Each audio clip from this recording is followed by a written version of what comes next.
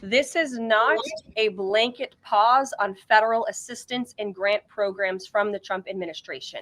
Individual assistance, that includes, I'm not naming everything that's included, but just to give you a few examples, Social Security benefits, Medicare benefits, food stamps, welfare benefits, assistance that is going directly to individuals will not be impacted by this pause. And I want to make that very clear to any Americans who are watching at home who may be a little bit confused about some of the media reporting. This administration, if you are receiving individual assistance from the federal government, you will still continue to receive that. This is all right. So y'all remember this, right? Y'all remember this? They actually said this. It was January 29th, 2025, earlier this year.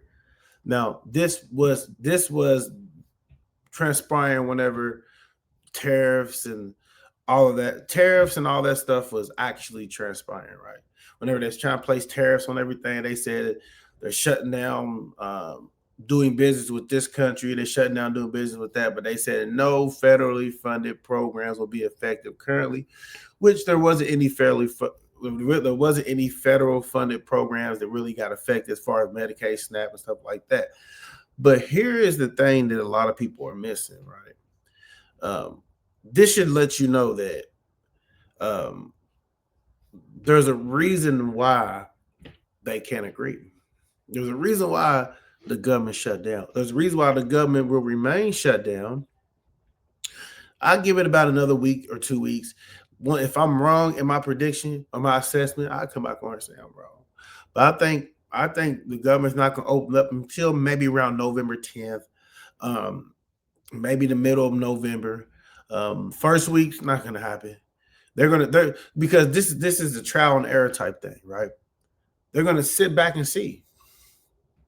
Y'all probably like, what do you mean they're going to sit back and see, Wallz?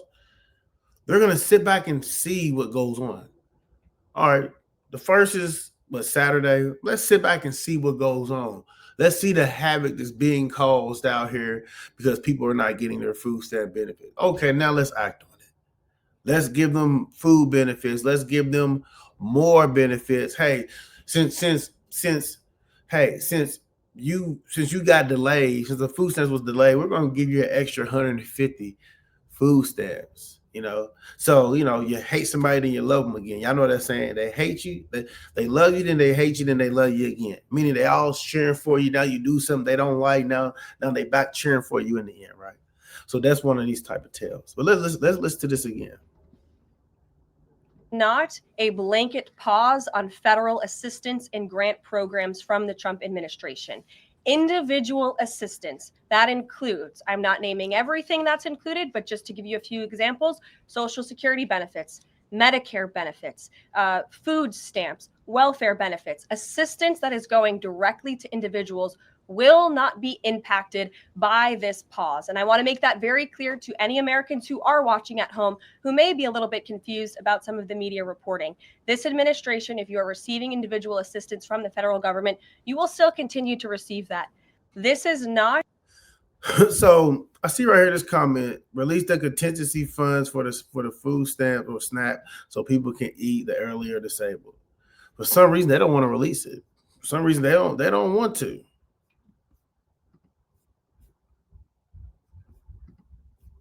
They do not want to for some reason. And I believe. I just wanted to know. I believe that reason will be explained.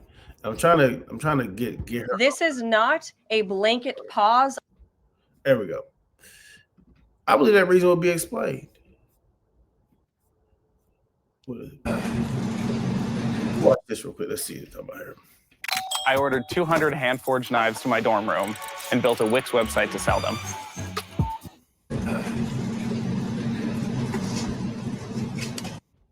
Here are the things that I worry about. I worry about the people who are scanning our bags and making us get through the security line. I worry they're not getting paychecks. They're starting to get worried about how to feed their families and how to pay school tuition and everything else. I worry about the pilots who haven't gotten paid in a long time. Y'all do see what's happening, right? Y'all do see that it's a blame game now. Oh, we can't do this because of them. And they're saying, well, hey, we can't do this because of them. The blame game. I worry about the air traffic controllers who, of course, make this. Imagine having all this power. Imagine having all this power to dictate who does what, who says what. And just imagine, I got all this power to dictate if this can happen or that can happen. All these people do. But for some reason, we can't do it now because they won't let us. And other people's like, oh, we can't do that now because they won't let us. It's very funny, isn't it? Entire system extra safe. I worry about them, more worried about their credit card bill than they should be because they're not getting a paycheck because Democrats refuse to open the government. Now, I understand that a lot they can't get a paycheck. Why? Because Democrats refuse to open the government. of Americans are sick of partisanship in Washington, D.C. Trust me, I've been here for 9 months in this job. I am sick of partisanship in Washington, D.C. But this is very, very simple. Every partisan dispute, every policy disagreement, all of these things we can talk about, we can reason through, we can disagree, we can shake hands and compromise on some of those issues, hopefully. But this is something that every single American, Democrat or Republican or independent, should be able to agree on. Open the government. Stop this craziness and open the government. It's causing way too many problems. And some of these folks behind me are the people who are dealing with the problems. Now, let's just recap exactly what's happened politically in this town related to the government shutdown. We have had now multiple votes to reopen the United States government. The House of Representatives has voted affirmatively to reopen the United States government. 52 Republicans and 3 Democrats consistently vote to reopen the United States government, but we need 60 votes. So all we need to end the craziness, to pay the air traffic controllers, to pay the TSA agents, to pay the pilots, to make sure that food stamp benefits continue to go out to the American people who need them. All we need is 5 reasonable Democrats to join 3 moderate Democrats and 52 Republicans to reopen the government. 52 Republicans, 3 Democrats vote yes. See how petty this is getting? But you need 5 Democrats to vote yes on. See how petty this is? They want what they want, y'all. Keep trying to tell y'all, man. They want what they want. They're not looking out for y'all's best interests here. That's why it's best for you to look out for your best interests. They're not looking out for y'all best interests. People that are not going to be affected by certain particular things, because y'all have to understand something. We are the pawns on the chessboard, right? When they're looking down, they're like, okay, well, what can we do to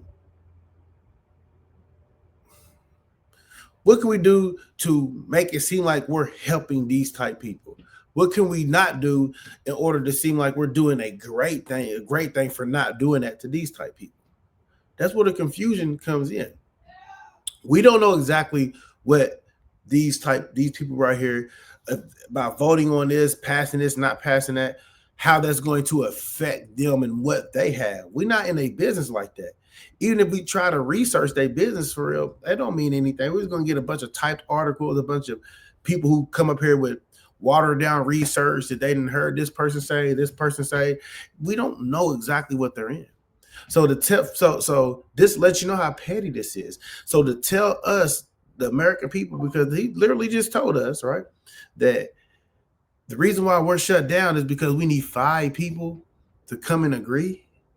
There's 52 Republicans that agree. There's only 3 Democrats that agree. We need 5 more Democrats to come, and then there's 5 Democrats that just can't agree. So with that being said, it's going to get shut down. This is going to be affected. This is going to be affected. It's a ploy to make each party look bad. It's a ploy to be like, okay, the president ain't doing his job, y'all. It's a ploy to be like, okay, next election. See, they think farther ahead than what we do, right? Next election is 2-3 years from now, 3 years from now, right? Yeah, about 3 years from now, next election. Okay, people are going to remember this. I remember whenever they was threatening stamp benefits. I remember when they was threatening this, threatening that. I'm not voting Republican. Like everything's put into play years. You know what I mean? Years from now, you know. But hey, Let's keep I listening. want to let Sean Duffy say something. But before I do, I just want to say to any Democrat in the United States Senate, we are happy to talk about any policy issue. We're happy to talk about healthcare policy. We're happy to talk about tax policy. We're happy to talk about regulatory policy, but not at the point of a gun. You do not get to take the American people's government hostage and then demand that we give you everything you want in order to pay our air traffic controllers. It's a ridiculous set of demands. Let's reopen the government, and then let's sit down and talk about how to compromise on policy for the American people. Sean? Appreciate it, Mr. Vice President. So first, I want to thank you for calling this the aviation industry. We have a great coalition, bipartisan coalition, and so thank you for that. I just want to tell you, we look at the aviation system, and we've seen blips and blurbs, whether it's LAX or it's Atlanta or it's Dallas. You're seeing impacts of this shutdown on our airspace, and that means travelers are delayed, travelers are canceled. It has real problems. So our air traffic controllers, their first paycheck they missed, well, they got 90%, 80% of the paycheck. That was in early October. They just missed their full paycheck. And you got to think, well, then the second paycheck comes. Extra absorbent, even for your messiest meal. Vanity Fair napkins. Elevate every.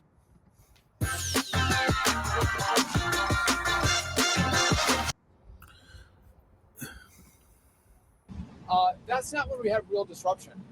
Because every single day, as all of you people know, as we all pay our bills, but it's not just the mortgage and the car payment, which is very real, but they're buying food. They travel 30, 45 minutes into the time shutdown continues. You're going to see more pressure on controllers, more pressure on TSA workers. Okay, well, it's getting a little out of hand. That's not really what we intended. This is not really what we intended to listen to. We wanted to stay on the subject. All right. So yeah. But anyways, like I was saying before,